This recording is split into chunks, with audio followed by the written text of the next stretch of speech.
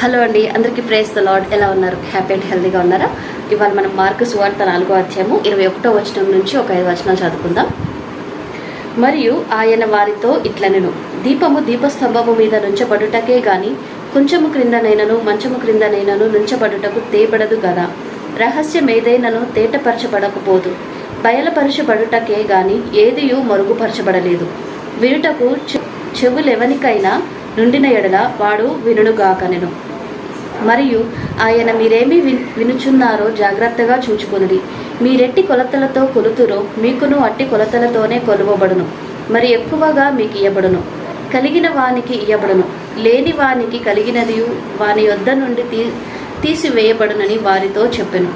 మరియు ఆయన ఒక మనుష్యుడు భూమిలో విత్తనము చల్లి రాత్రింబగళ్ళు నిద్రపోవచ్చు మేలుకొనుచునుండగా వానికి తెలియని రీతిగా ఆ విత్తనము మొలిచి పెరిగినట్లే దేవుని రాజ్యం ఉన్నది. దేవుడి వాక్యం ఇంతటితో దీవించునుగాక. ఆమేన్.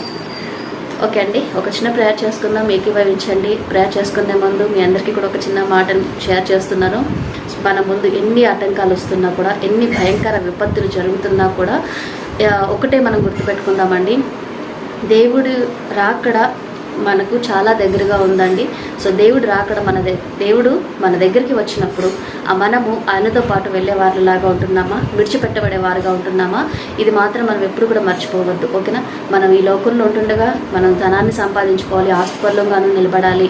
లేమిగా ఉండి అప్పులు చేసుకుంటూ ఇరుకులు ఇబ్బందులతో ఏడవడము దేవుని యొక్క చిత్తం కాదు, ఆయనకి ఇష్టం కాదు. ఎందుకంటే మన దేవుడు ఐశ్వర్యవంతుడు, భూమి ఆకాశాలను సృజించిన వాళ్ళంటే సకల సంపదలు ఆయన దగ్గర ఉన్నాయి కదండి. సో అటువంటి దేవుని బిడ్డలుగా మనం అనుకుంటున్నప్పుడు, ఆయన మనల్ని బిడ్డలుగా పిలుస్తున్నప్పుడు మనము కూడా ఆయన యొక్క లక్షణాలు, ఆయన యొక్క అన్నిటినీ మనము వర్తింప చేసుకుంటూ కూడా మనం ఉండాలి కదా.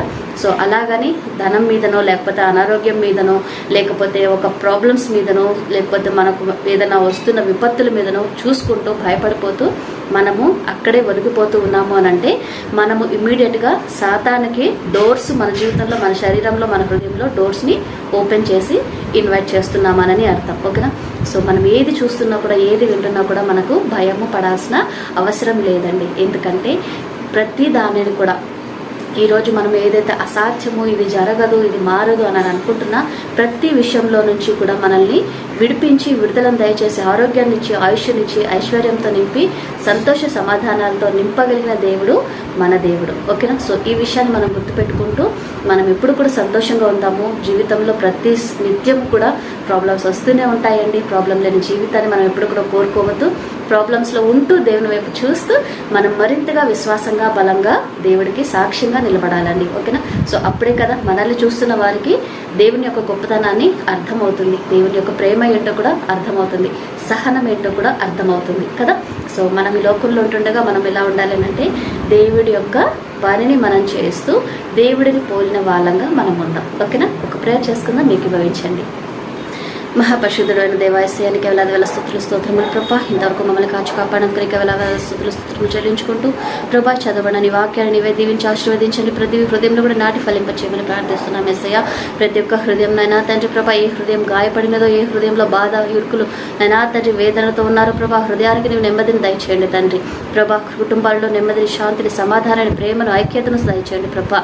అనారోగ్యం నుంచి స్వస్థపరచండి, లేపండి, నిలబెట్టండి ప్రభా. నీ రాజ్యానికి వారసులుగా, సాక్షులుగా నిలబెట్టి వాడుకోండి తండ్రి. మంచి బలాన్నితో నాన్న ప్రభా నిలబెట్టి నాన్న ప్రభా వాడుకోండి. యేసయ్య, నా తండ్రి సమస్యలతో, అప్పుల బాధలతో ఉన్న ప్రతి ఒక్కరికి నైనా తండ్రి నీ యొక్క సహాయాన్ని దయచేసి ప్రభా, నీ ఉన్నావని నైనా ప్రభా నమ్మి నీ యందు నిలబడేటువంటి కృపను దయచేసి ప్రభా, ఒక మంచి మార్గాన్ని తెచ్చి ప్రభా నా తండ్రి మార్గంలో నమ్మకంగా నిలబడేటటువంటి కృపను దయచేయండి ప్రభా. ప్రతి విషయంలో కూడా నాన్న నీవు ఇంతవరకు మాకు సహాయం చేసిన దేవునికి నీకే వేలాది స్తుతుల స్తోత్రములు చెల్లిస్తూ, ప్రతి ఆపద నుంచి నీవు మాకు కాపాడినందుకు నీకే స్తుతుల స్తోత్రములు చెల్లిస్తూ ఈ చిన్న ప్రార్థన నజరేయుడైన యేసు నామములో ప్రార్థించి వేడుకొచ్చున్నాం తండ్రి. ఆమెన్. ప్రైజ్ ది లార్డ్ అండి. అందరికీ have a great day. God bless you all. By by.